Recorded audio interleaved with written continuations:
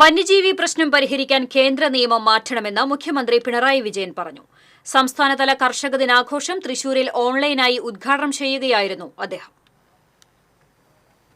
കേരളത്തിന്റെ കാർഷിക മേഖല വളർച്ചയുടെ പാതയിലാണെന്നും ദേശീയ ശരാശരിയുടെ ഇരട്ടിയിലധികം വളർച്ച കൈവരിച്ചതായും മുഖ്യമന്ത്രി പറഞ്ഞു. സമഗ്ര കാർഷിക വിള ഇൻഷുറൻസ് പദ്ധതി സംസ്ഥാനത്ത് നടപ്പാക്കാൻ സാധിച്ചു. ലോകബാങ്കിന്റെ സഹകരണത്തോടെ 2365 കോടി രൂപയുടെ കേര പദ്ധതി നടപ്പിലാക്കുകയാണ്.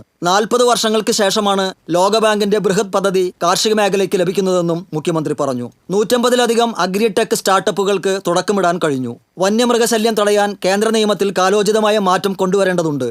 ഇതിനായി സംസ്ഥാന സർക്കാർ കേന്ദ്ര സർക്കാരിൽ സമ്മർദ്ദം ചെലുത്തുന്നുണ്ടെന്നും മുഖ്യമന്ത്രി കൂട്ടിച്ചേർത്തു. കൃഷിവകുപ്പ് മന്ത്രി പി പ്രസാദ് അധ്യക്ഷത വഹിച്ചു.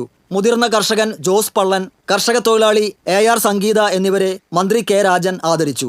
കർഷക അവാർഡ് ജേതാക്കളുടെ വിജയഗാഥ കോർത്തിണക്കിയ ഹരിതഗാഥ എന്ന പുസ്തകത്തിന്റെ പ്രകാശനം മന്ത്രി R ബിന്ദു നിർവഹിച്ചു.